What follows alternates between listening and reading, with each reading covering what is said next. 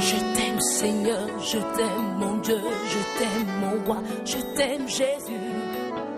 Je t'aime, je t'aime, oh,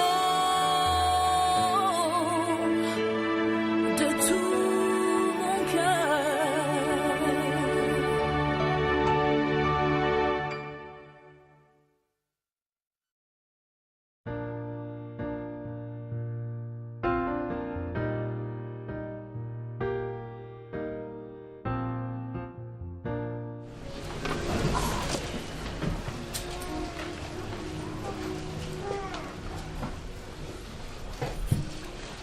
Nous prenons Genèse chapitre 2.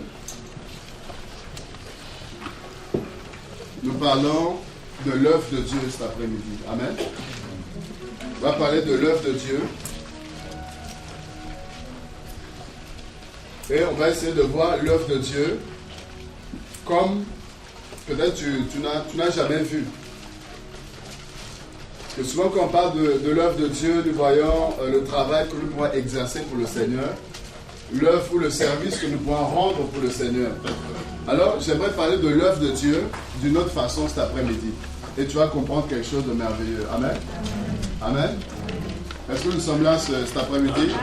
Est-ce qu'il y a des amoureux, des amoureuses de Jésus? Est-ce qu'il y a des vivants cet après-midi? Voilà. Amen. Dis à quelqu'un, ça va bien se passer. Alors, dans Genèse chapitre 2, comme vous savez, la Bible dit que Dieu va créer toutes choses par la parole. Amen.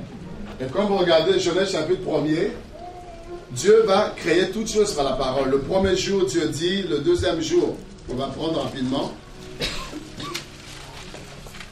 Genèse chapitre 1er. Alors, au verset 3, nous pourrons lire ensemble. Dieu dit, n'est-ce pas, que la lumière soit et la lumière fut. N'est-ce pas? Nous prenons le verset 6. Dieu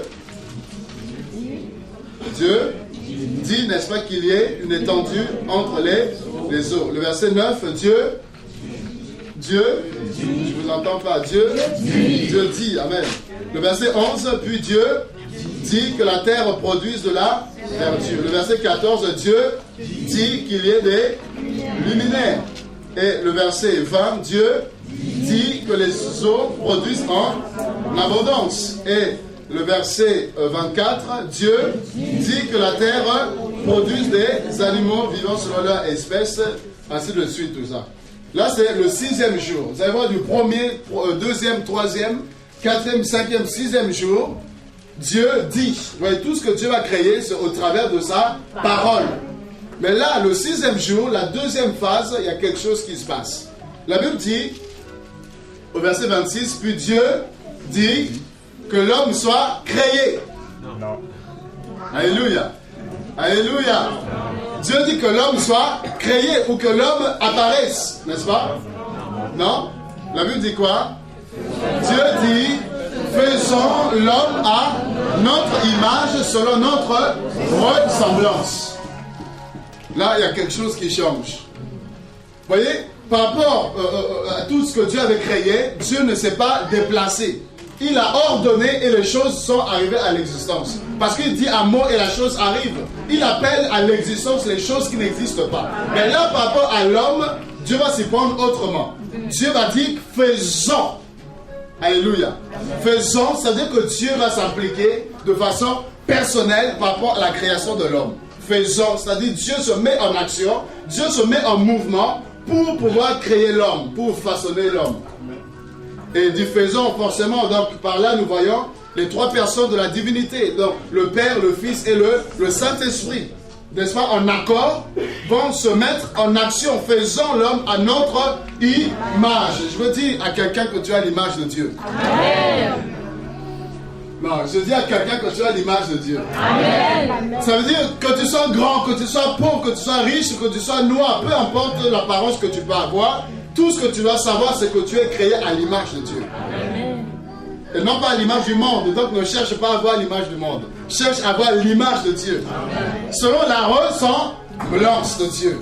Tu as été créé pour ressembler à Dieu, non pas pour ressembler au monde.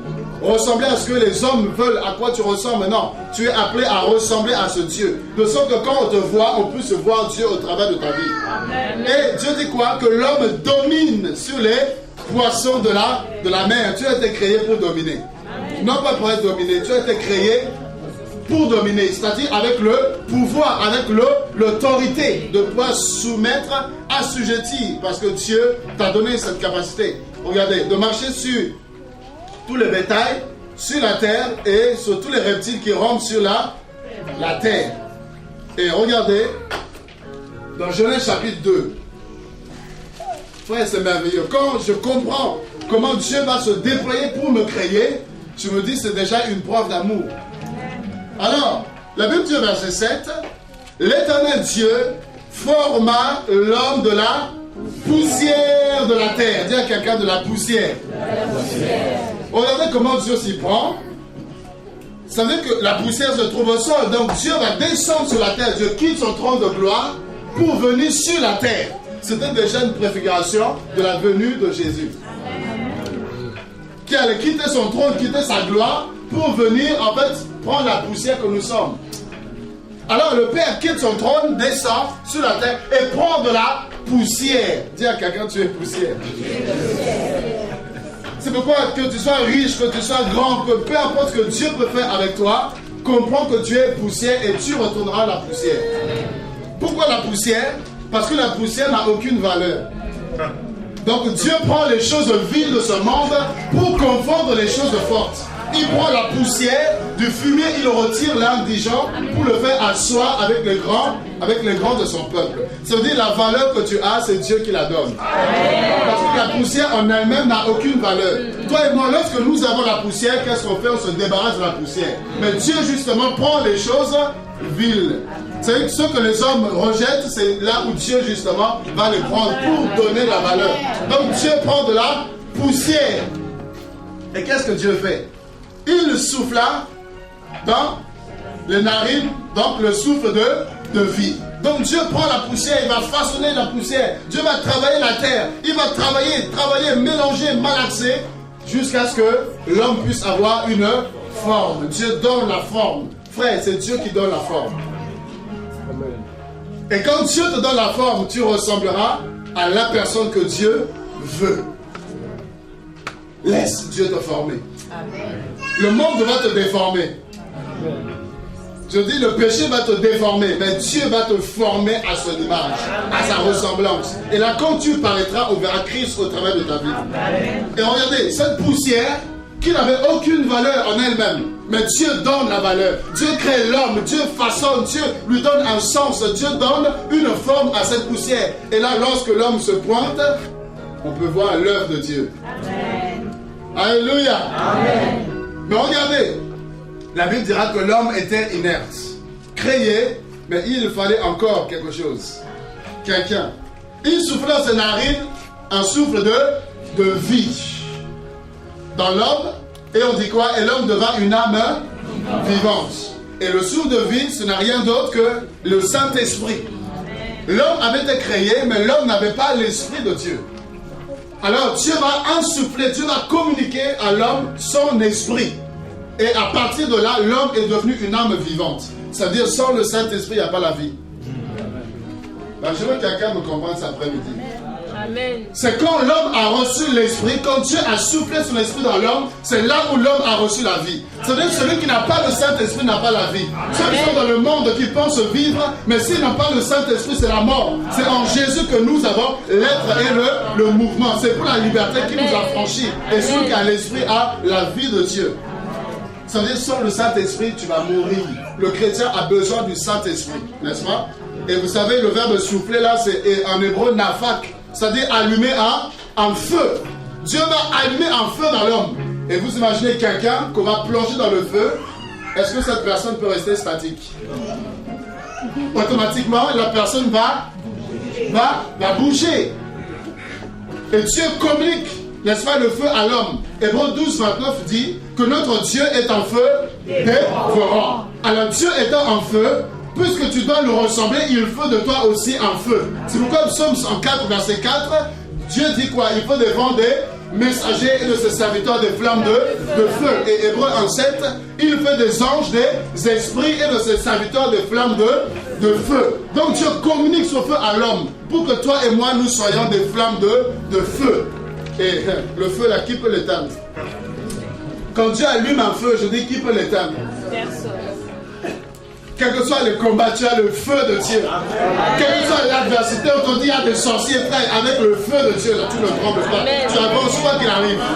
Et Dieu veut que tu sois une flamme de feu, que personne ne pourra arrêter. Alléluia. Et regardez, donc Dieu va former l'homme. C'est-à-dire Dieu va prendre ses mains et il va travailler, l'homme va façonner, travailler, et il va donner un sens à la poussière. Alors, dans Jérémie 48, Jérémie 18, pardon.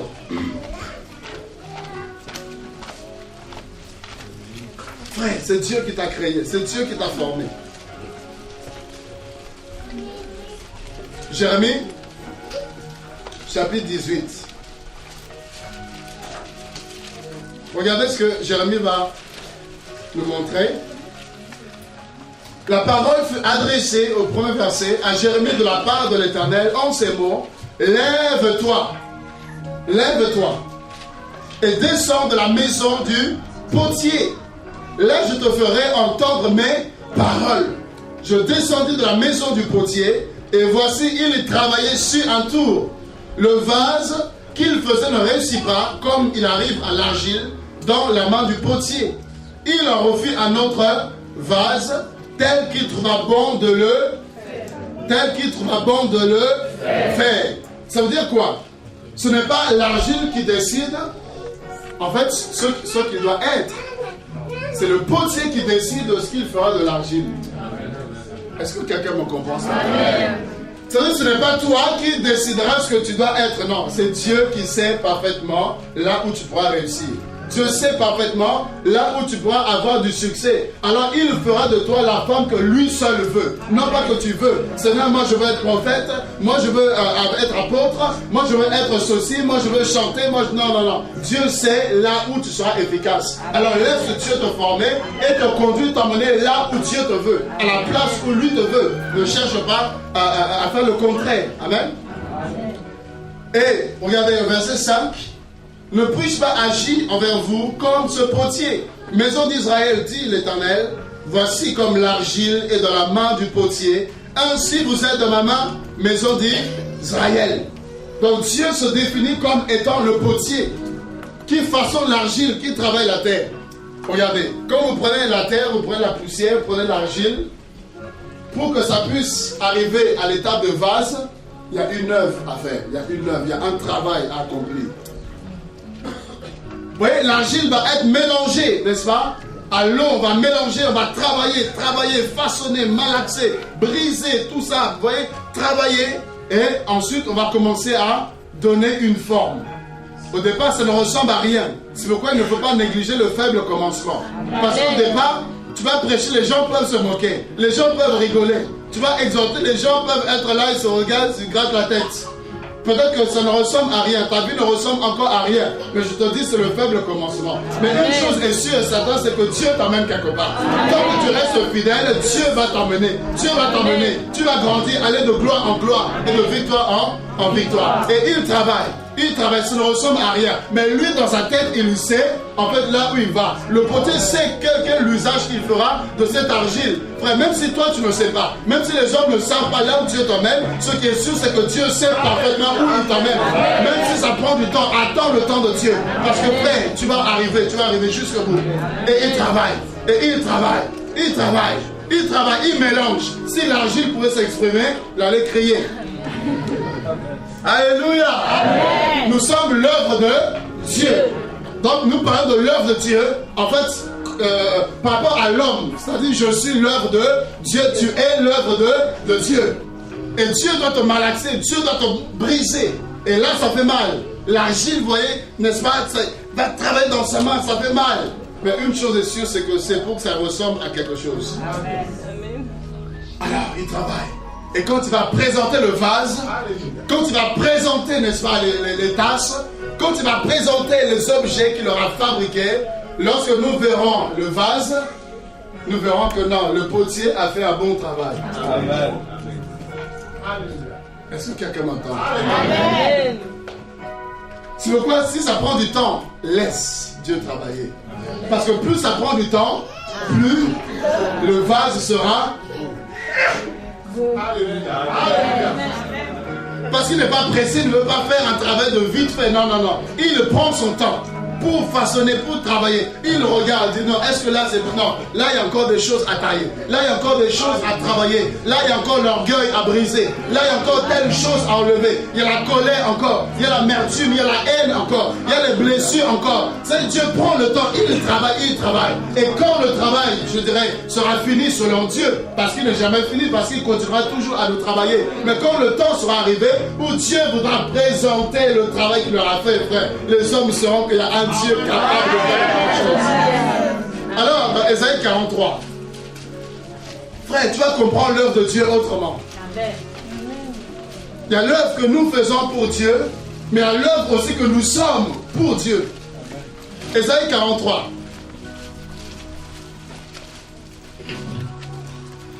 À partir du premier verset, on va lire tous ensemble. Ésaïe, chapitre 43, tout le monde y est? 1, 2, 3.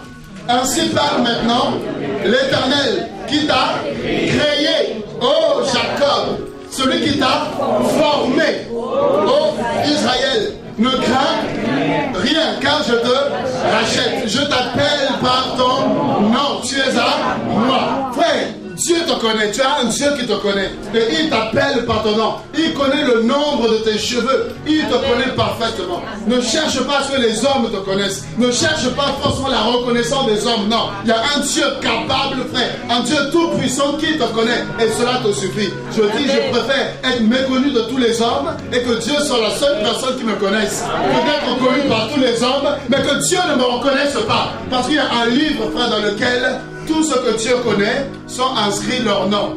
Et si ton nom n'est pas dans ce livre, tu as beau être riche, tu avais beau être une star de ce monde, mais si ton nom n'est pas inscrit dans le livre de vie, dehors, il dira car je ne t'ai jamais connu. Frère, Dieu me connaît. Non, je dis Dieu me connaît.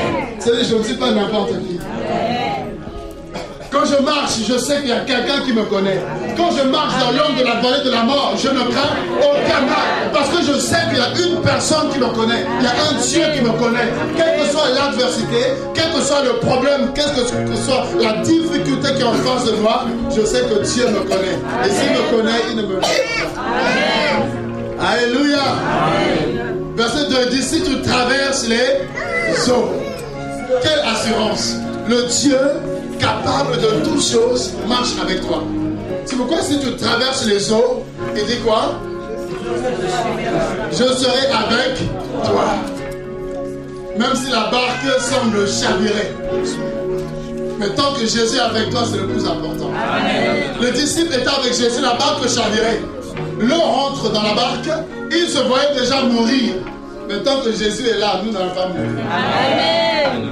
Le problème, c'est qu'il dort. En fait, il veut simplement se lever le dernier. Job dit, mon rédempteur est vivant, il se lève le dernier. Dieu ne se lève jamais le premier. Il se lève toujours le dernier. Il laisse la tempête se lever, il laisse les hommes se lever, il laisse la mort se lever, de sorte quand lui se lève. Tout genou. Il dort. Le maître, ne t'inquiète-tu pas que nous mourions. Non, non, qui t'a dit qu'on va mourir? Non, non, non. Silence.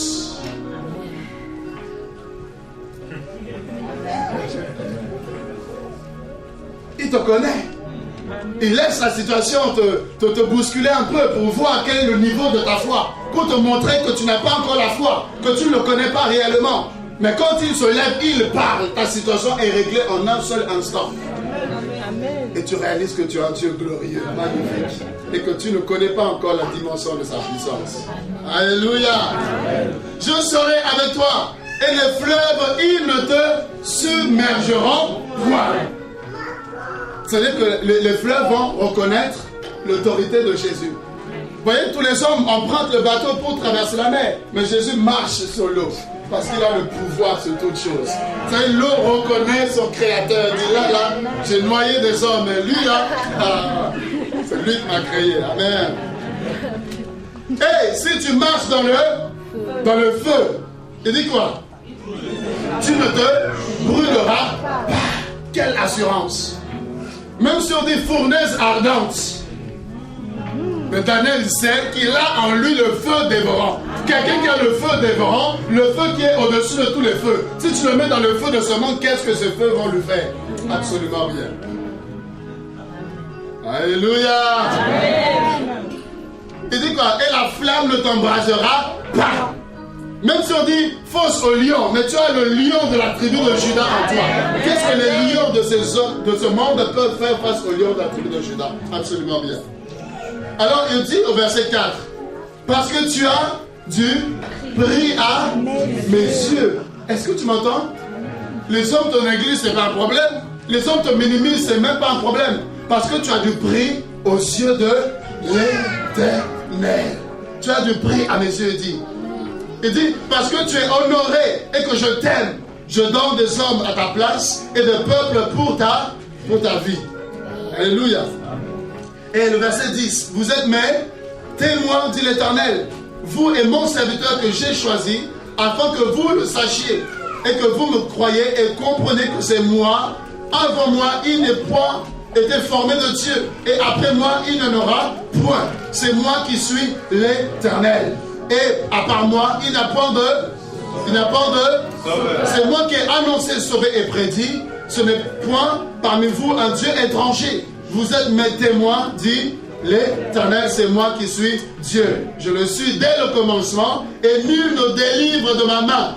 J'agirai, qui s'opposera? Dieu dit, j'agirai, qui s'opposera? Si Dieu décide de te bénir, personne ne peut s'opposer. Si Dieu décide que tu vas te lever et marcher, personne ne peut s'opposer. Tout ce que Dieu décide de faire dans ta vie, personne ne peut s'opposer. Alléluia. Et regarde maintenant Ésaïe 60. Ésaïe 60, le verset 20. Même 19.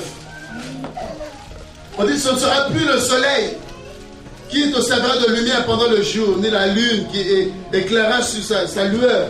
Mais l'Éternel sera ta lumière à toujours. Ton Dieu sera ta gloire. Ton Dieu sera ta gloire. Christ en nous, c'est l'espérance de la gloire. Ton soleil ne se couchera plus, car ta lune ne s'obscurcira plus, car l'Éternel sera ta lumière à toujours, et les jours de ton deuil seront passés. Il n'y aura plus que les justes parmi ton peuple. Ils posséderont à toujours le pays, car le rejeton, c'est le rejeton que j'ai planté, l'œuvre de mes mains. Tu es l'œuvre de la main de l'Éternel. Et regarde, il dit quoi? Pour servir à ma gloire. Dieu t'a créé, Dieu t'a formé, Dieu t'a façonné, tu es son œuvre, son ouvrage, pour servir à sa gloire. Qui veut servir à la gloire de Dieu? Qui veut servir à sa gloire? Alors, Nombre, chapitre 23. Tu es l'œuvre de Dieu. Nombre, chapitre 23. Le verset 22. La Bible dit, Dieu les a fait sortir d'Égypte. Il est pour eux comme la vigueur du buffle. L'enchantement, écoute-moi très bien, l'enchantement ne peut rien contre Jacob. Quelle assurance. La sorcellerie ne peut rien contre toi. Parce que tu es l'œuvre de Dieu, c'est-à-dire Dieu te tient jalousement, Dieu te garde jalousement dans sa main. Et personne ne peut te ravir de la main du Seigneur. L'enchantement, la sorcellerie, la divination, tout ce qui est occultisme, tout le pouvoir de l'ennemi, toute la puissance des ténèbres ne peut rien contre celui que Dieu tient dans sa main. Il dit la divination contre Israël. Au temps marqué, frère, il y a un temps marqué par Dieu. Non, je dis à quelqu'un, il y a un temps marqué par Dieu. Amen. On peut te combattre, on peut te minimiser, on peut te critiquer, on peut, je ne sais pas, te mettre de côté en quarantaine, te déconsidérer. Mais il y a un temps où Dieu voit tes pleurs, Dieu voit tes souffrances, Dieu voit tes cris, tu gémis, tu pleures, tout ça, tu es là, dans la présence de Dieu, tu t'accroches, tu persévères. Et il est dit au temps marqué. Frère, il y a un temps où Dieu a marqué le sursaut. Et ce temps-là, la révélation de la personne, n'est-ce pas, que tu es, sera manifestée. Et forcément, si Dieu te révèle, Christ est révélé. Alléluia. Au temps marqué, il sera dit à Jacob et à Israël quelle est l'œuvre de Dieu. Frère, il y a un temps marqué. Dieu te façonne. C'est pourquoi tu pleures, c'est pourquoi tu gémis, c'est pourquoi tu es incompris des hommes. Tu sers Dieu, tu crains Dieu, tu t'accroches. À chaque fois que tu prends la décision d'avancer avec le Seigneur, tu as des combats autour de toi. C'est parce que Dieu veut faire quelque chose avec toi. Et tu as l'impression que personne ne te voit. Tu ne te consacres pas pour que les gens puissent te voir, non. C'est pour que ce Dieu-là puisse te voir. Être utile pour ce royaume. Alors il y a un temps marqué par Dieu. Où Dieu va te prendre. Et Dieu va dire que tu es son œuvre. Tout comme lorsque le peintre va finir, n'est-ce pas, de faire son tableau, il va prendre le temps de faire son tableau. Et à un moment donné, où le tableau sera exposé. De sorte que quand les hommes viennent, ne puissent se contempler, n'est-ce pas, le travail fini. Et tu es l'œuvre de Dieu. Tu es comme ce tableau que Dieu est en train de peindre. Tu es comme ce vase que Dieu est en train de façonner. Mais une fois que Dieu a fait le travail, Dieu va te prendre, il va te sortir de l'ombre. Et Dieu va te montrer, te présenter. Voici mon œuvre. Voici l'ouvrage de ma main. Et là, quand tu parleras, la différence sera faite. Quand les hommes te verront la gloire de Dieu. Quand ils te verront, ils verront la puissance de Dieu. Amen. Voilà, Ecclésiaste 3:11. C'est pourquoi toi qui pries, continue à prier. Toi qui persévères, continue à persévérer. Dans les coulisses, travaille. David travaille dans les coulisses. Mais il y a un temps marqué où il fallait que David sorte de l'ombre. Et Dieu va placer un Goliath quelque part pour que David puisse sortir de l'ombre. Et quand David va sortir et va battre Goliath, c'est là où les gens savaient qu'il y avait un Goliath quelque part. Plutôt un David quelque part. Mais David était là. Mais le problème, c'est qu'il était encore caché par Dieu. Mais parce qu'il était fidèle, parce qu'il travaillait, il combattait, il défendait les brebis, n'est-ce pas? Il persévérait, il était fidèle dans ce que Dieu, n'est-ce pas, quelque part lui avait confié au travers de son Père. Alors, au temps marqué, Dieu va le sortir de l'ombre. Alléluia. Ecclésiaste 3:11. Est-ce qu'on peut lire?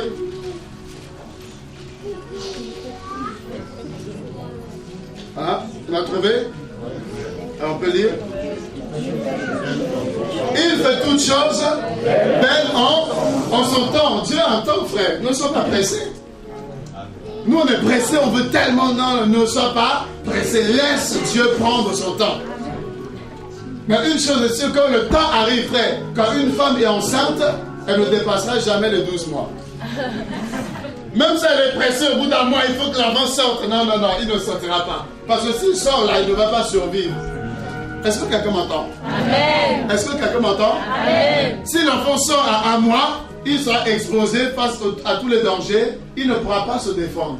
Dieu sait que si tu t'exposes là, tu vas tomber. Une belle femme qui vient, tu vas tomber. Il sait qu'il y a un bel homme qui arrive, tu vas tomber. Donc Dieu doit te travailler encore.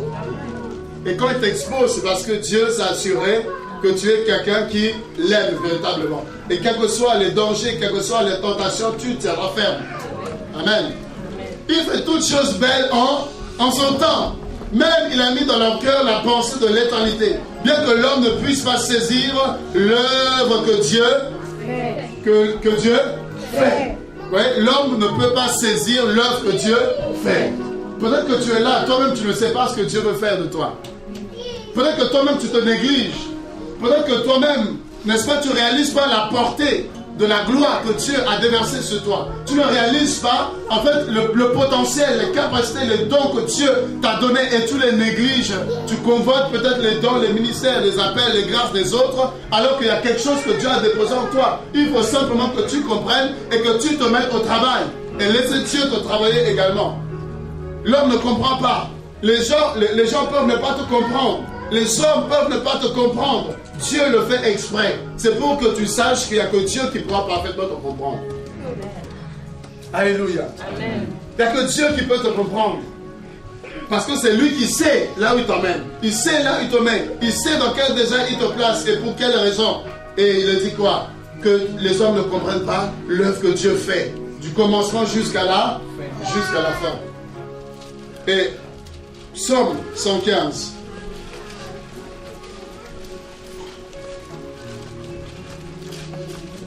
Pourquoi est-ce que Dieu te travaille? Pourquoi est-ce que Dieu te façonne comme ça? Tu as l'impression que depuis que tu pries, rien ne va, que dans le monde tu étais mieux, tout allait mieux pour toi. Tu n'as que des problèmes sur problèmes. Ça, c'est la formation de Dieu. Parce qu'un guerrier, un combattant, il faut qu'il ait, n'est-ce pas, des combats, il faut qu'il ait des difficultés. Il faut que les situations, n'est-ce pas, compliquées se présentent pour que ta foi puisse se lever encore. Pour que l'esprit guerrier, la détermination puisse se lever. Quel que soit le niveau du combat, je ne baisserai pas la garde, je tiendrai ferme, j'avancerai.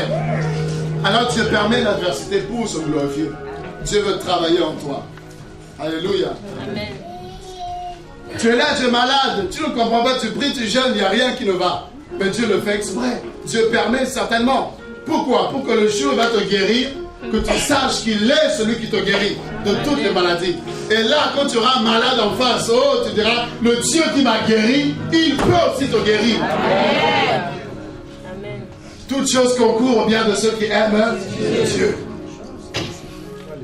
Toutes choses concourent au bien. Tout ce qui t'arrive, Dieu est au contrôle. Et il sait pourquoi. Quand vous lisez l'histoire de Joseph, vous voyez que Joseph a fini par le comprendre. C'est pourquoi au lieu de haïr ses frères, au contraire, il va dire tout le bien, plutôt tout le mal que vous m'avez fait. Dieu l'a transformé en bien. Quand tu es dans le plan de Dieu, quand Dieu te forme, quel que soit le mal qu'on peut faire contre toi, Dieu va transformer ça en bien. Parce que ses frères leur ont rendu un service en le vendant en Égypte. Parce que c'est là où il a été élevé. Donc c'était un service qu'il leur a rendu. Vous voyez, toutes les choses, toutes les étapes par lesquelles il va passer, en fait, Dieu était au contrôle. Mais vous allez voir, Joseph a gardé la vision. Frère, qu'est-ce que Dieu a en tête? On l'accuse faussement, mais il avait la vision. Il savait que Dieu lui avait dit qu'il allait l'élever au-dessus de tous ses frères et sœurs, au-dessus de tout ça, de sa famille, au-dessus de la nation. Il savait que Dieu allait l'élever. Donc il n'a jamais perdu la vision. C'est pourquoi même quand on l'accusait, même en prison, Joseph ne perdait pas espoir, parce que celui qui fait la promesse est fidèle et il va l'accomplir. Il n'est pas un homme pour mentir, ni fils d'homme pour se repentir. Ce que Dieu dit, frère, même si ça prend du temps, mais une chose est sûre, c'est que ça arrivera. Amen. Alors Dieu doit te travailler, frère. Dieu doit te former. Tu es son œuvre, laisse Dieu te travailler. Ne sois pas un chrétien qui vient simplement pour écouter et repartir, non. Sois quelqu'un qui veut être utilisé par le Seigneur. Un vase d'honneur que Dieu peut, n'est-ce pas, avoir à sa disposition, qui peut utiliser pour la gloire de son nom. Tu as été créé pour la gloire de Dieu. Tu as été créé pour servir Dieu. Le peuple d'Israël était esclave, mais vous allez voir, Dieu suscite Moïse. Il dit, va et libère mon peuple afin qu'il me serve. Vous voyez, afin qu'il me serve. Dieu ne libère pas pour le plaisir de libérer, non. Il libère le peuple pour qu'il puisse servir à sa gloire. Si Dieu t'a sauvé, si Dieu a permis que le message du salut arrive jusqu'à toi, c'est pour que tu puisses être un instrument pour sa gloire. Dieu veut qu'au travers de toi, que les autres personnes puissent le connaître. Il veut qu'au travers de toi, que ta famille soit sauvée, que tes collègues entendent parler de Jésus. Dieu veut que tu sois un instrument entre ses mains. Et comprends cela. Dispose-toi, mets-toi dans une disposition qui permettra à Dieu de pouvoir t'employer, de pouvoir t'utiliser comme il le veut, pour pouvoir toucher les autres, pour pouvoir démontrer sa puissance, sa gloire. Frère, dispose-toi. Regarde, dans Ésaïe 6, il pose la question, verset 8. Qui enverrai-je? Dieu pose la question, qui enverrai-je? Dieu cherche des hommes qu'il peut envoyer. Mais Dieu n'envoie pas n'importe qui. Dieu n'envoie pas des rebelles. Dieu n'envoie pas des personnes qui ne le connaissent pas, non. Dieu envoie des personnes qui sont disposées et qualifiées pour faire une œuvre efficace qui va démontrer la gloire de Dieu. Qui enverrai-je? Qui parlera pour nous? C'est-à-dire Dieu cherche des messagers. Dieu cherche des messagers. Dieu cherche des bouches. Il dit à Jérémie, si tu sépares de ta vie tout ce qui est vil et de ce qui est précieux, désormais ta bouche sera comme ma bouche. C'est-à-dire que Dieu parlera au travers de toi. Lorsque tu diras un mot, une parole, l'onction de Dieu va accompagner ta parole. Et le malade qui est là en face de toi, cette parole va arriver jusqu'à lui et démontrer que Jésus guérit encore. Parce que l'Esprit accompagnera tes paroles. Dieu cherche des bouches. Qui parlera pour nous? Qui parlera pour nous? Il dit qui marchera pour nous? Dieu cherche des personnes qui sont disposées pour marcher. Aller là où Dieu va les envoyer et pour démontrer la puissance de Dieu, frère. Amen. Alléluia. Dis à quelqu'un, Dieu te cherche. Dieu te cherche.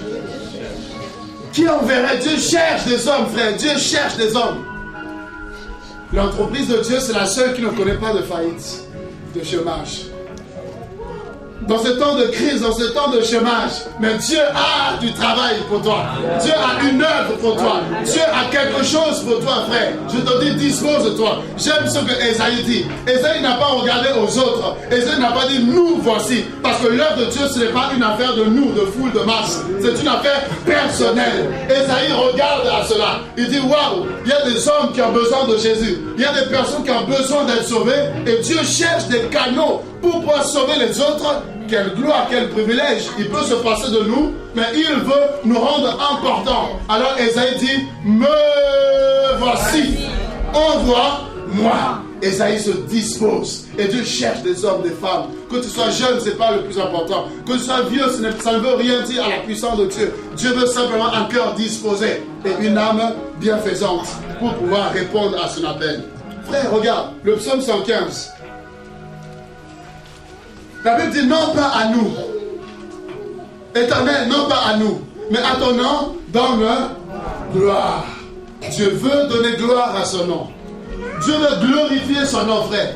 Il ne donne pas sa gloire aux idoles. Il ne partage pas sa gloire avec les hommes. Non, Dieu ne donne pas sa gloire à qui que ce soit. Dieu veut donner gloire à son nom.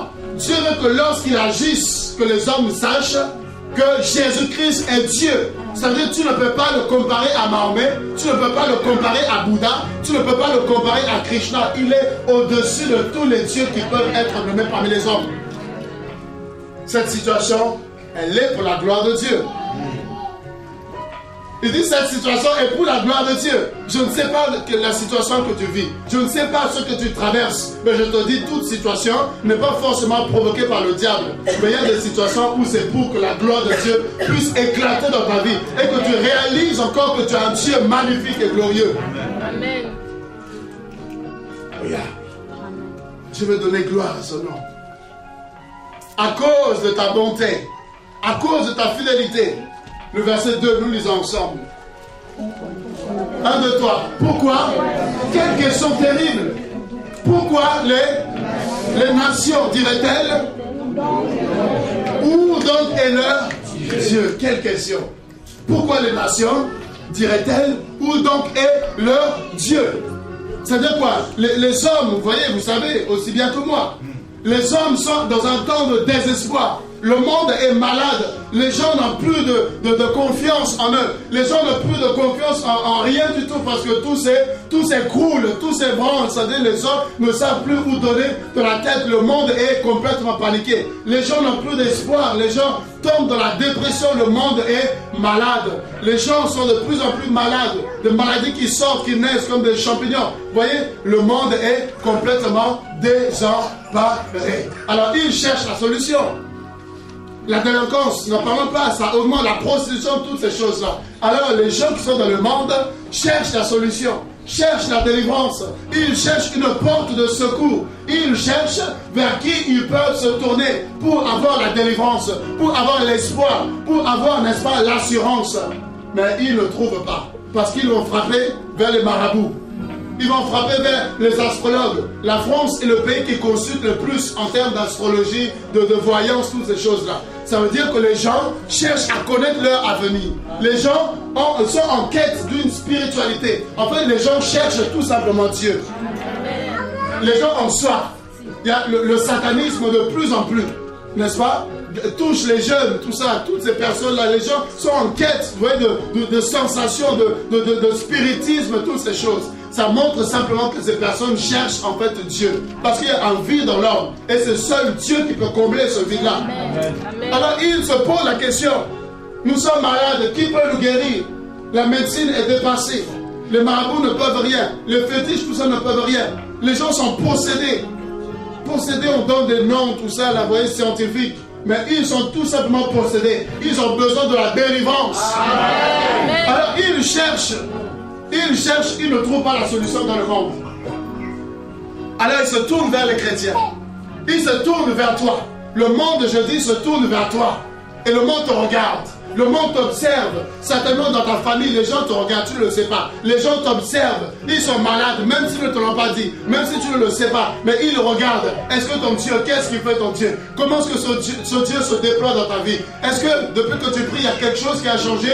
Est-ce qu'il y a une bonne chose qu'ils pourraient trouver dans ce Dieu-là? Les gens regardent. Les gens, n'est-ce pas, se tournent vers toi. Et ils se posent la question, où est donc leur Dieu en parlant de toi? Les gens se disent, où est son Dieu? Tu pries, tu te lèves chaque jour, tu es là, tu médites la parole, tu parles de ce Jésus. Alors ils se disent, où est leur Dieu? C'est-à-dire quelque part, ils ne trouvent pas ton Dieu. Est-ce que quelqu'un m'entend? Amen. Tu sais, ils te regardent, toi qui pries, mais ils ne voient pas Dieu, ils ne voient pas ton Dieu à l'œuvre, ils ne voient pas notre Dieu à l'œuvre. Alors ils se posent la question, mais eux qui prient, eux qui sont soi-disant censés avoir, n'est-ce pas, la solution. Mais où est leur Dieu capable de nous délivrer? Où est leur Dieu qui peut nous sauver? Où est leur Dieu qui est capable de faire des miracles? Où est leur Dieu? Les hommes posent la question. Et vous savez, Dieu du haut de son trône, Dieu s'étonne. Comment les hommes peuvent se demander où est Dieu? Frère, on arrive à un temps où les hommes cherchent Dieu. Ils se posent la question, où est Dieu? Regarde comment Dieu fait. Dieu peut se révéler, n'est-ce pas, à tous les hommes. Mais Dieu veut passer par toi. Dieu veut passer par moi pour que les hommes puissent savoir qu'il y a un Dieu qui existe. C'est pourquoi il travaille, c'est pourquoi tu es son œuvre, il te façonne. En fait, pour pouvoir te présenter aux nations, pour apporter la réponse, pour être la réponse à cette question que les nations se posent. Où est Dieu? Les hommes cherchent Dieu. Et Dieu veut que tu sois la réponse. Je dis, Dieu veut que tu sois la réponse à cette question. Donc quand Dieu va t'envoyer, quand tu vas arriver quelque part, les gens qui se disent, où est Dieu? Je suis malade, ça fait 30 ans. Où est ce Dieu-là qui peut me guérir? Les marabouts ont échoué. Là, quand tu vas arriver, Dieu te dira, dis simplement, au nom de Jésus de Nazareth, maladie, tu t'en vas. Et tu vas déclarer ces paroles, la maladie va partir au nom de Jésus. Et les gens sauront qu'il y a un Dieu quelque part. Jusqu'à quand les hommes vont chercher Dieu?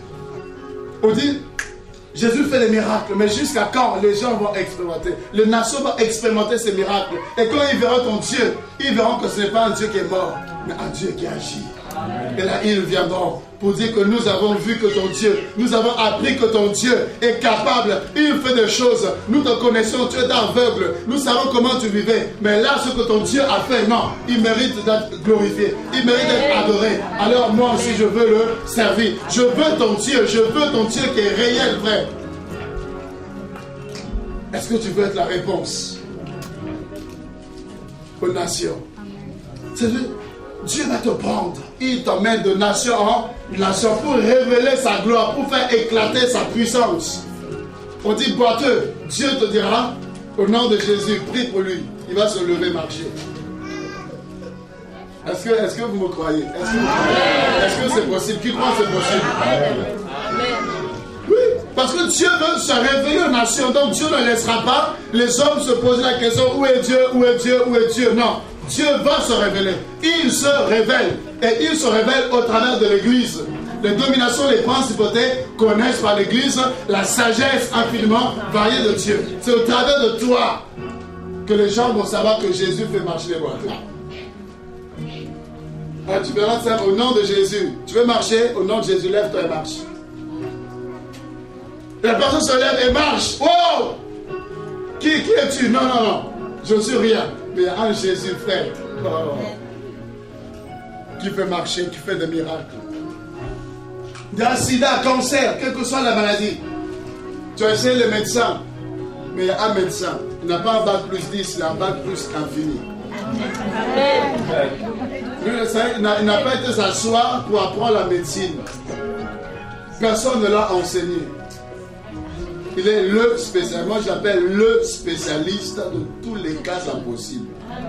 Là où les hommes échouent, c'est là où lui prend la relève. Frère, tu seras la réponse. Dieu veut que tu sois la réponse. Que là, on a dit que c'était incurable. Dieu veut qu'au travers de toi, que tu démontres la puissance de Dieu. Que les hommes puissent savoir que là où les hommes disent que c'est incurable, pour Dieu, en fait, c'est rien. Là où il y a la mort, Dieu veut que tu montres aux gens qu'il est capable de ressusciter. Même si ça fait 4 jours, ils sont déjà. Lazare sort et le mort sortira. Là, il n'y a qu'une personne qui me comprend. Amen. Alléluia. Amen. Qui croit que c'est possible? Dieu peut faire ça. Amen. Le mort là, Dieu te dit, dis-lui de se lever. Les gens pleurent, tout ça là. Tu arrives, tu dis au nom de Jésus, lève-toi.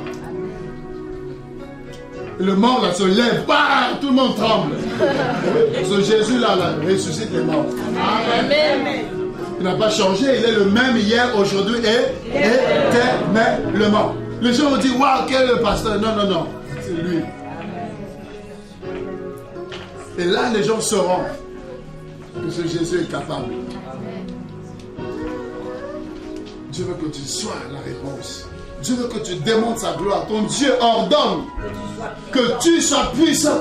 Parce que Dieu est tout puissant et il ordonne que tu sois puissant. De sorte qu'au travers de ta vie, que les hommes sachent que Dieu est puissant, frère. Il est capable de faire de grandes choses.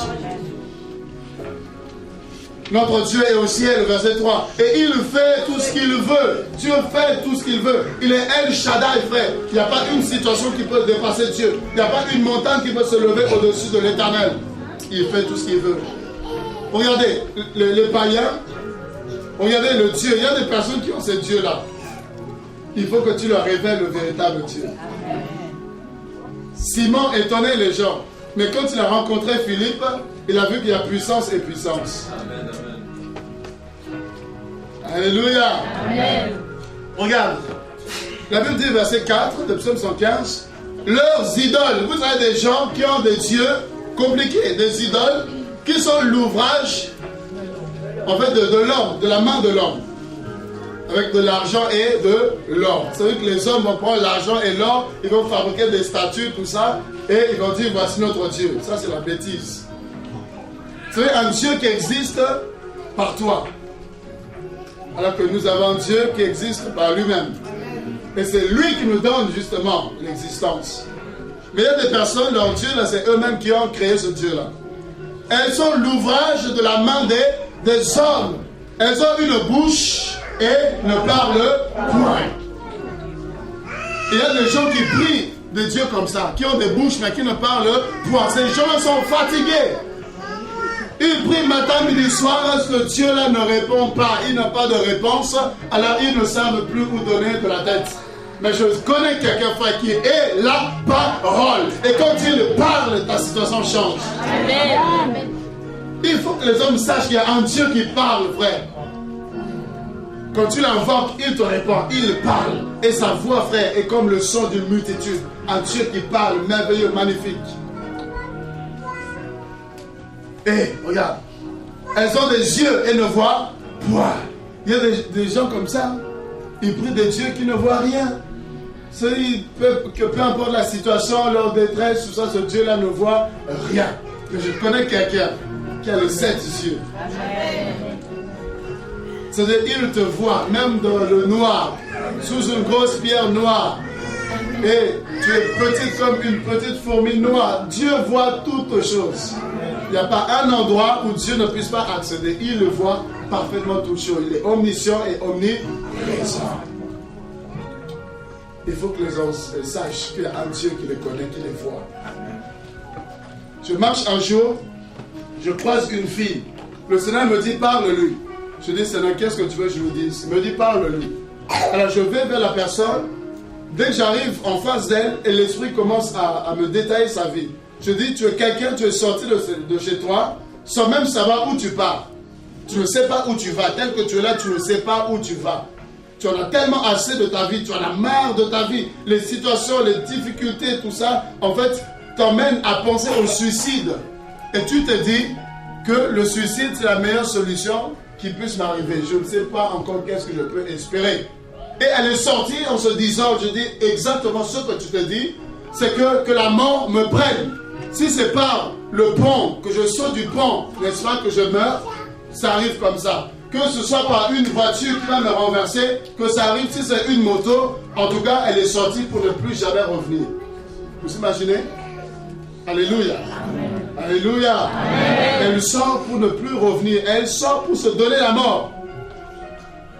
Et pendant que je lui disais ça, elle commençait à pleurer. Elle pleurait, elle pleurait.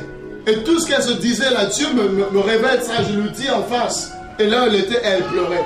Je dis, tu vois, il y a un Dieu qui te connaît. Il y a un Dieu qui est capable de te donner l'espoir. Il y a un Dieu qui peut relever ta tête, te redresser là où tu étais courbé. Et ce Dieu-là, c'est Jésus-Christ de Nazareth. Amen. Elle me dit, monsieur, vous êtes marabout? Je dis, non, je ne suis pas marabout. Il y a un Jésus qui existe, il est au-dessus des marabouts. Les marabouts sont des charlatans. Mais Jésus-Christ est réel, véritable, vrai.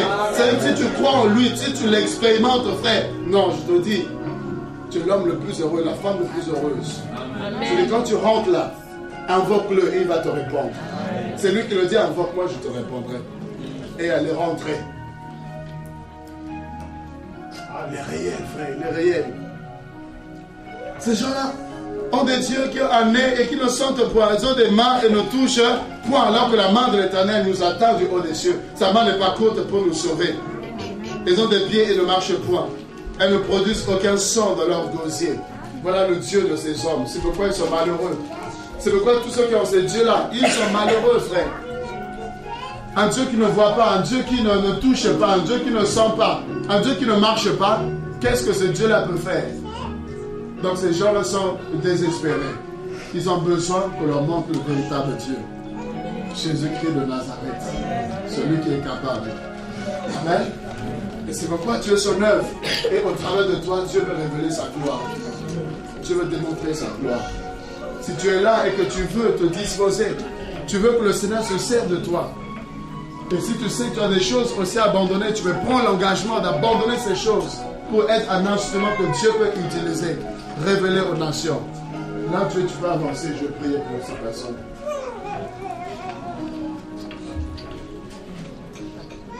Toutes les personnes qui veulent se lever pour servir le Seigneur, qui sentent que c'est le temps, c'est le moment, peut-être que tu n'avais pas saisi jusque-là, mais tu sens que Dieu, n'est-ce pas, veut faire quelque chose avec toi. Et tu veux te lever, tu veux dire, Seigneur, me voici comme Esaïe. Tu veux disposer ton cœur. Même s'il y a des choses que tu n'arrives pas à abandonner, Dieu va te donner la capacité. Le Seigneur va te libérer pour que tu te lèves enfin et que Dieu puisse manifester sa gloire au travers de toi. Dieu a une armée qui se lève.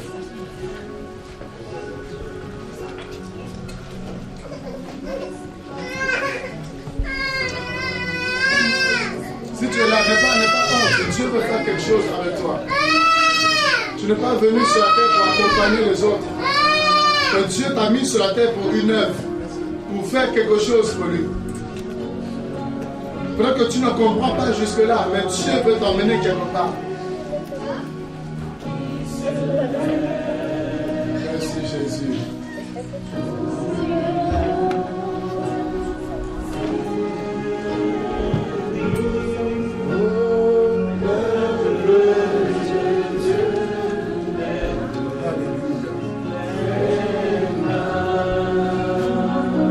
Va restaurer ta vie. Toi qui étais fatigué, le Seigneur va te restaurer. Toi qui ne comprenais pas, tu poses des questions à Dieu, qu'est-ce qui se passe? Qu'est-ce qui se passe? Tu poses des questions, tu ne sais pas où tu vas, tu ne sais pas où tu mets les pieds. Mais ton Dieu veut te restaurer.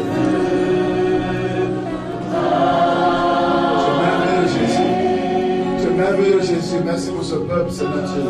Merci pour ces frères et sœurs, Seigneur. Merci pour toutes ces personnes, Seigneur Dieu. Que ta main, oh Dieu, se pose sur leur vie au nom de Jésus de Nazareth. Tu es merveilleux, tu es glorieux, Seigneur. Merci, oh Dieu, Seigneur, pour l'esprit qui va se se mouvoir, cela fait davantage dans la vie. Merci, oh Dieu, pour ces instruments que tu as utilisés pour la gloire de ton nom. Qu'ils soient, oh Dieu, les témoins oculaires de la puissance de Dieu. Qu'ils soient, oh Dieu, des instruments que tu as utilisés dans leur famille, dans leur travail, oh Dieu, au nom de Jésus de Nazareth. Révèle ta gloire, mon Dieu, révèle ta gloire, Seigneur. Révèle ta gloire, révèle ta gloire, révèle ta gloire. Oui, les nations ont besoin de toi. Oui, il est dit que le monde subit après la révélation des fils de Dieu. Les nations, les hommes subissent après la révélation de Jésus. Subissent après la révélation de Jésus-Christ de Nazareth. Et au travers de toi, au travers de ta vie, Dieu veut révéler ce fils. Dieu veut révéler ce fils. Dieu veut révéler ce fils. Dieu veut les révéler, ceux qui dormaient, Dieu les réveille. Et Dieu va les montrer, tu vas les exposer avec une onction prophétique. Avec une onction prophétique. Je vois des prophétesses qui vont se lever. Je vois des femmes qui vont se lever. Une armée de guerriers. Une armée de femmes qui va se lever. Au nom de Jésus de Nazareth. Je ne regarde pas à ce que tu es. Je ne regarde pas à ce que tu es. Je ne considère pas ce que considèrent les hommes. Il te connaît, c'est lui, c'est lui. Il t'appelle par ton nom. Et il va glorifier son nom. Il y a une armée qui se lève, une armée qui se lève. Des femmes de feu, des femmes de distinction, des femmes de distinction. Voici l'onction pour toi. Voici la gloire de Dieu pour toi. Au nom de Jésus de Nazareth. Au nom de Jésus de Nazareth. Au nom de Jésus de Nazareth. C'est le bâti ce peuple, oh Dieu. Qu'il soit, oh Dieu, des flammes de feu. Des flammes de feu pour ta gloire. Que l'onction prophétise au beau sur toi. Tu vas prophétiser, tu vas parler, tu vas prêcher la parole de Dieu. Au nom de Jésus de Nazareth.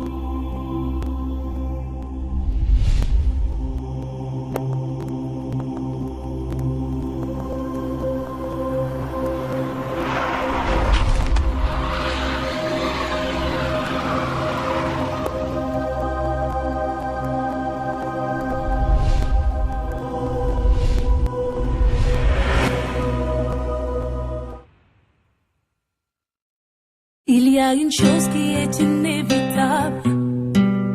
Devant elle, l'homme est impuissant. Devant elle, ta force ne pourra rien.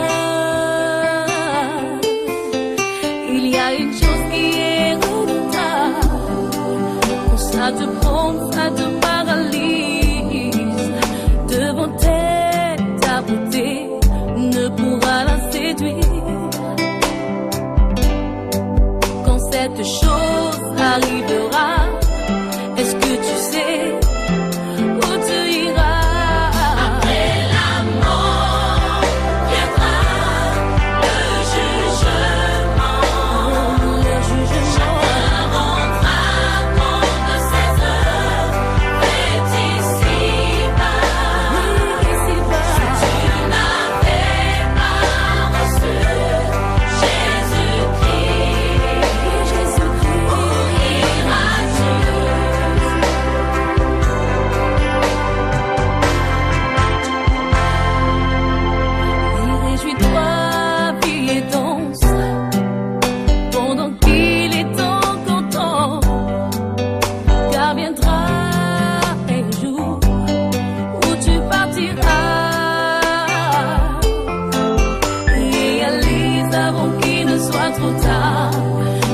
Jésus pendant qu'il est toujours temps, et avec lui tu vivras éternellement.